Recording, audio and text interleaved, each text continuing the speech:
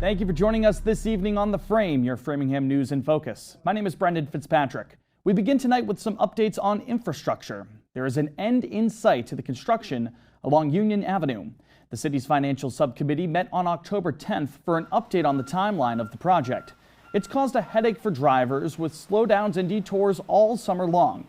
MassDOT is planning on paving the northern stretch of Union Ave on Monday and Tuesday, the 15th and the 16th, meaning that the city is now expecting that northern phase to be completed by the end of this construction season.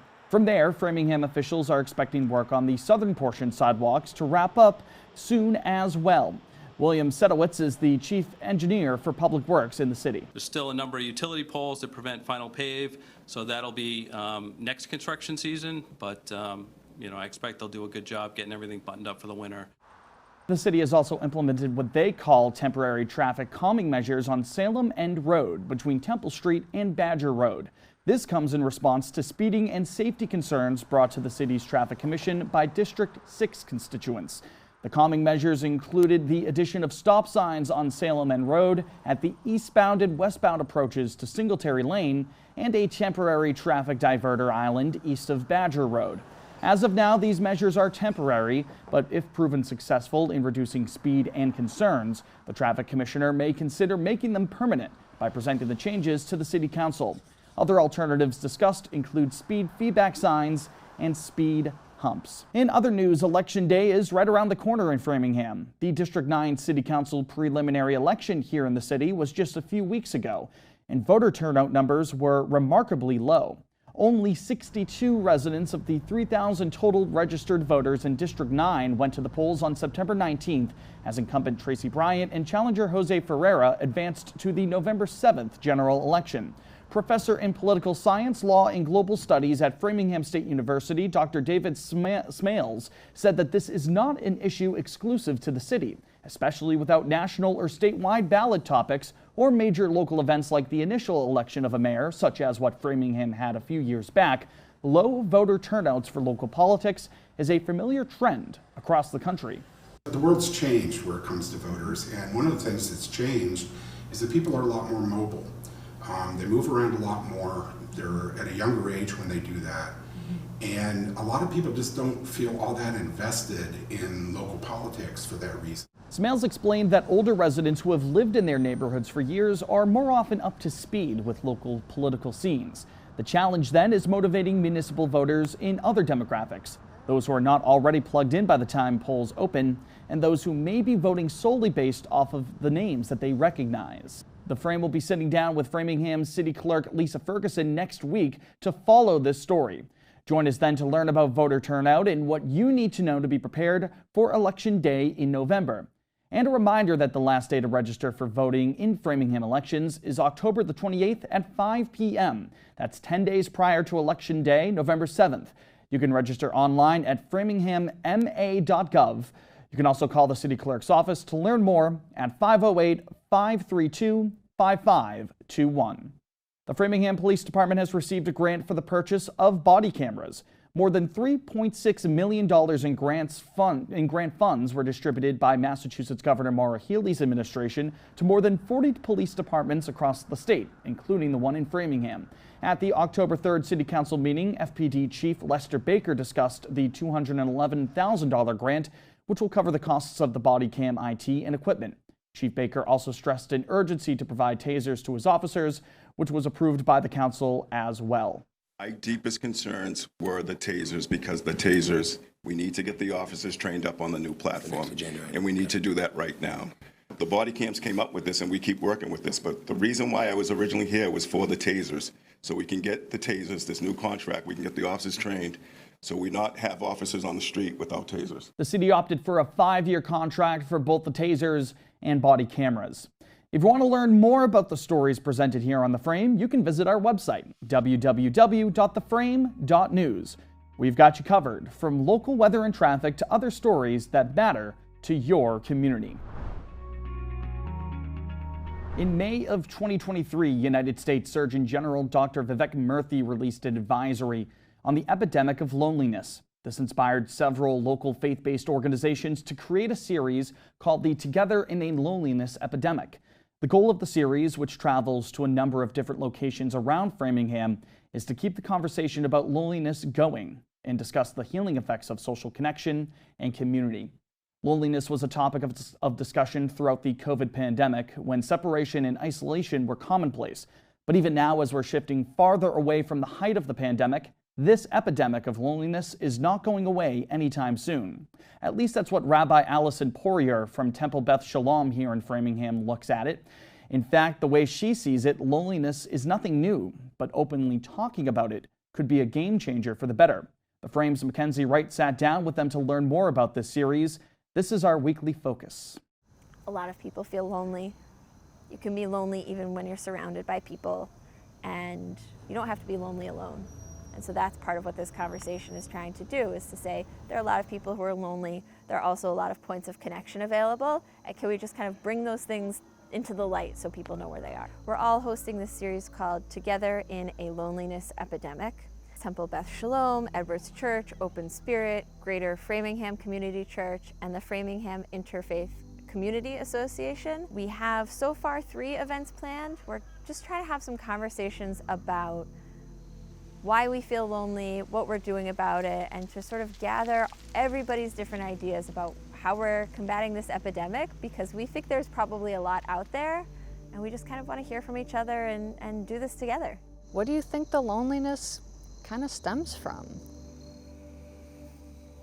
I don't think it's an obvious answer. I think it's probably a lot of things. The world is so big and scary, the world changes so quickly, and people kind of just get lost in the chaos and want more out of their relationships, but that's hard to accomplish, either because you're working or because the pandemic has made you afraid or because there's so much going on that could disrupt someone's ability to form connections and make healthy relationships. And I think that, yeah, people are just struggling right now.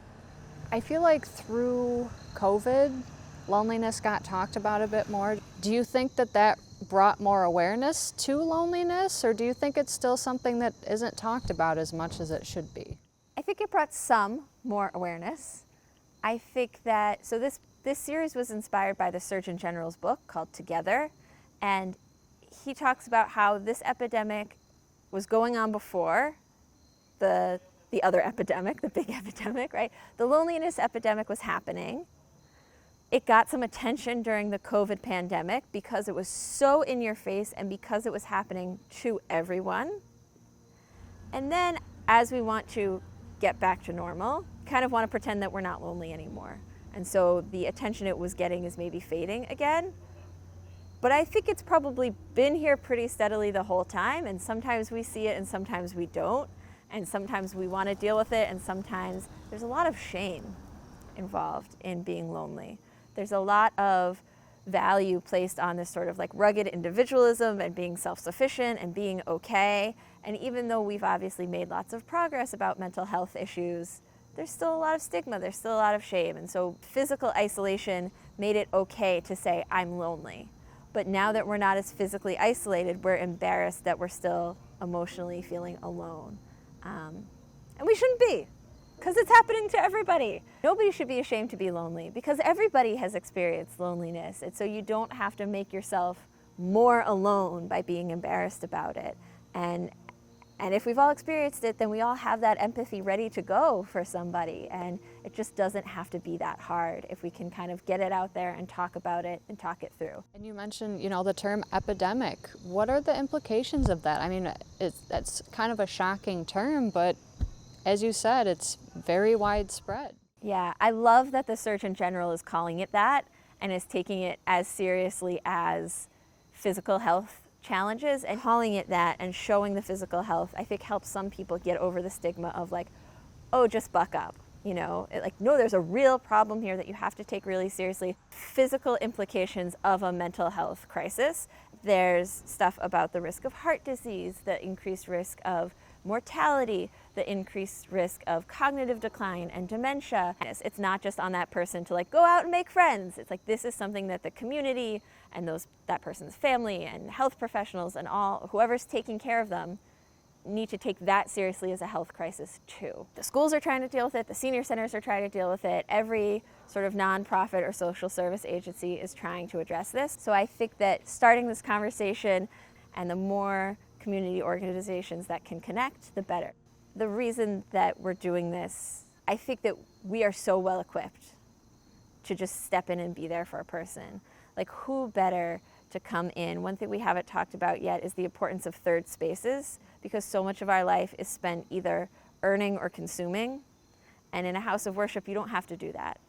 And you're here and you're worth the same no matter how much you make, no matter how much you contribute or volunteer, no matter your financial situation. And so these kind of faith-based organizations are a great equalizer in some ways, that we can be there. It's so subtle when somebody's lonely, and you might think that someone's doing great who's not, but it almost doesn't matter in a house of worship or in a faith community, because we're treating everybody the same anyway. We want to be here, we want to be connected, we want to be social, we want to value everybody the same. I just want you to be here.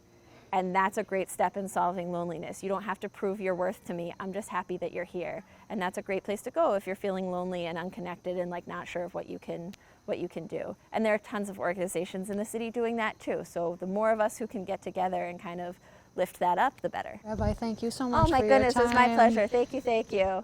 If you're interested in attending the next session of this series, it will be held at the Greater Framingham Community Church on Thursday, October 19th at 6 p.m. Anyone is welcome to join, and a panel of local leaders will be present. The Frame will be following this story in the coming weeks to bring you more on this epidemic and what's being done to alleviate it. If you or someone you know is experiencing loneliness or a mental health crisis and you need to talk to someone, you can reach out to the Call to Talk with the numbers on your screen. Call to Talk is a mental health, emotional support, and harm prevention program run by Mass 211, which operates 24/7 and provides confidential and compassionate listening. Call to Talk was founded back in 2013 together with the United Way of Tri-County. The United Way received over 110,000 calls last year through their Call to Talk line.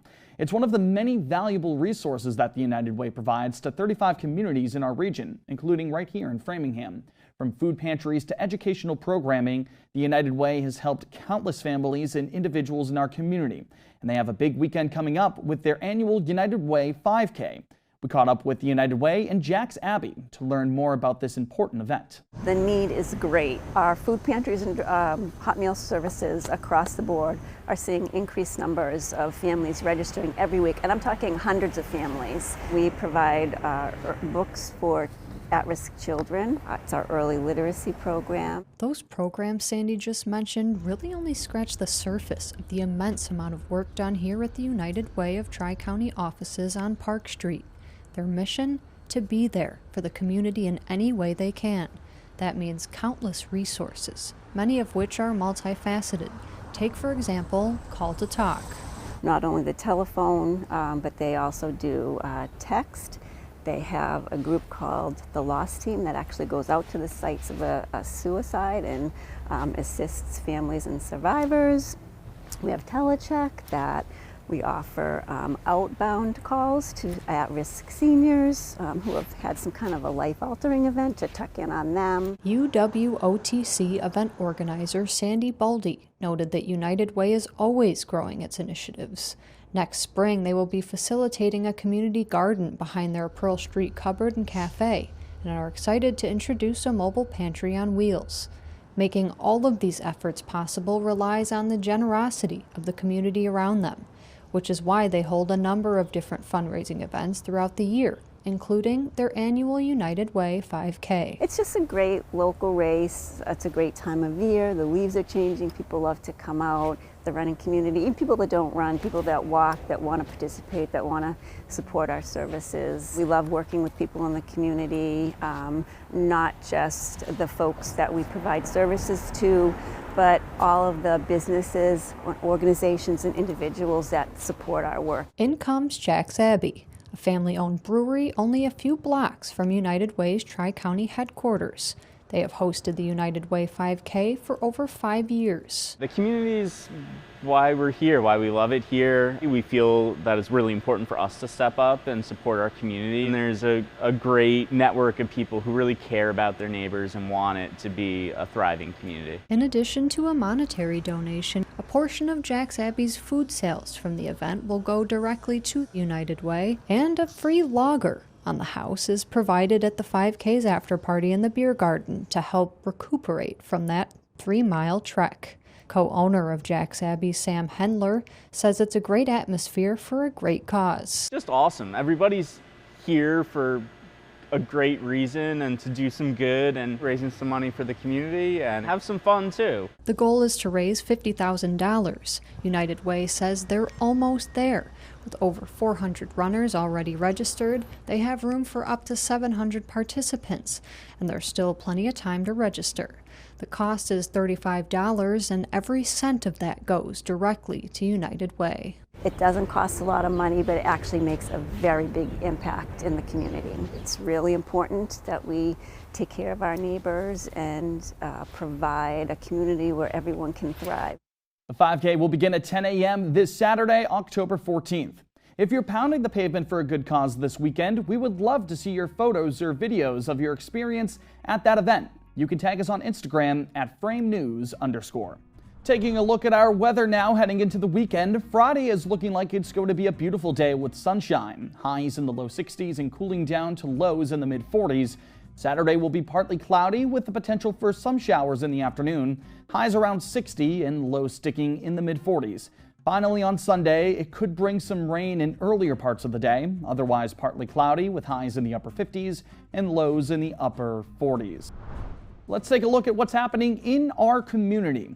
With October being Breast Cancer Awareness Month, there are efforts nationwide to bring awareness to breast cancer. Right here in our community, Framingham's Department of Public Works is displaying their pink plows in front of their DPW facility along Western Ave. DPW employees raised several hundreds of dollars that they will be donating to the American Cancer Society's Making Strides Against Breast Cancer movement.